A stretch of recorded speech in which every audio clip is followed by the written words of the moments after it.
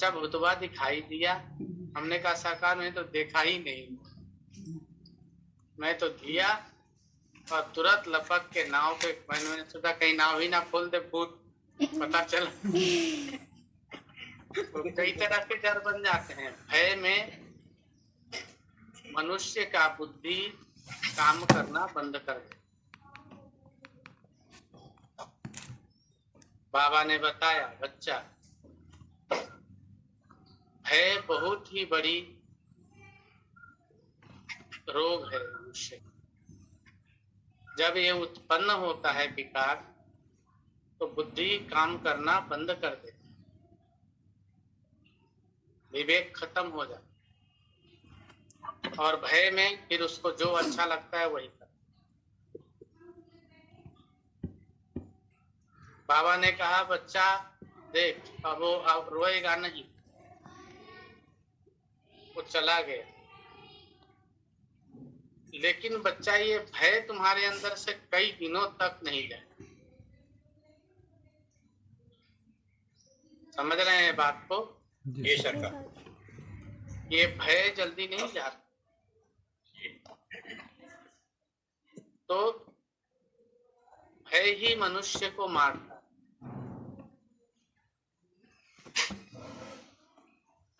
शास्त्र कहता है आपत्ति काले ना आस्ति मर्यादा। आपत्ति काल में मर्यादाओं का ध्यान नहीं रखना चाहिए,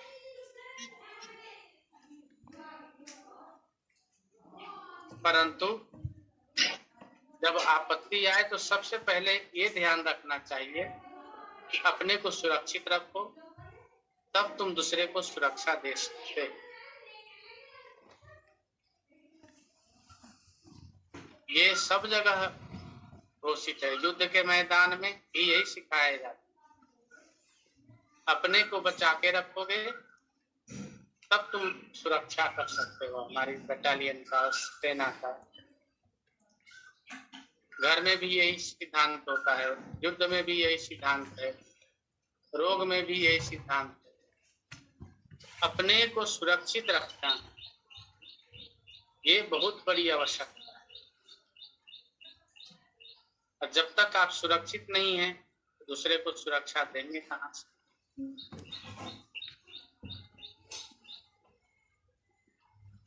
इसके लिए अपने को सुरक्षा देना बहुत ही जरूरी है।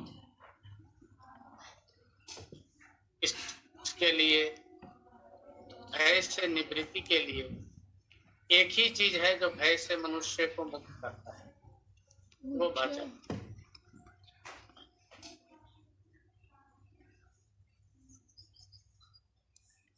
कोई भी जाति धर्म का हो आदमी जब भयभीत होता है तो राम राम राम राम, या किसी और धर्म का हो तो उस अपने ईश्वर को याद कर।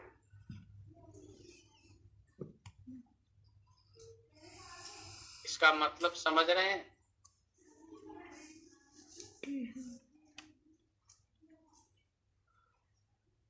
ईश्वर हमारे जीवन में बहुत जरूरी है। भजन हमारे जीवन के लिए बहुत ही जरूरी है। भजन भी एक प्रकार का आहार है, और वह आहार जिसके अंदर नहीं है उनकी प्रवृत्ति राक्षस है भी।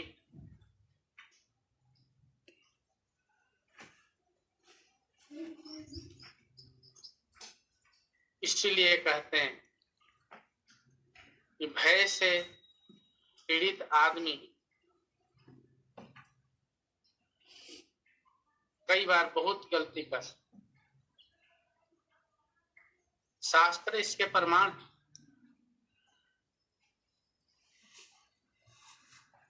रावण भयभीत हुआ, सोचा कि कोई मनुष्य हमको मार देगा, उसके लिए उसने कितना उत्पात किया। माता जी को उठा के ले, क्यों उठा के ले गया?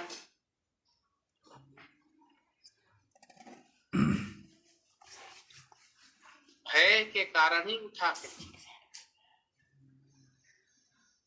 कि माता जी हमारी रहा कर। समझ रहे हैं ना?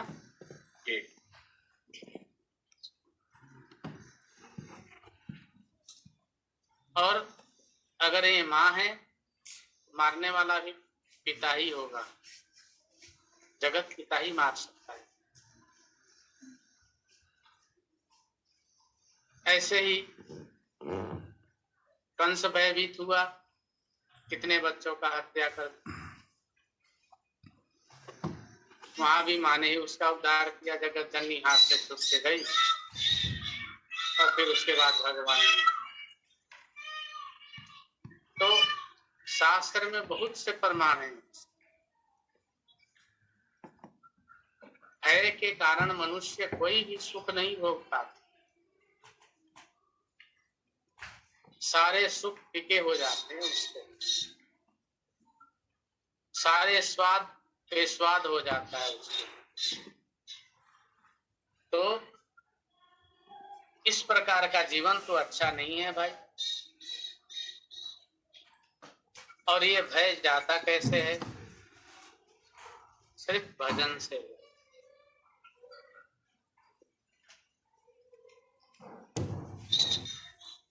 और भजन ही आपका साथ देने वाला, अन्यथा कोई भी साथ देने वाला।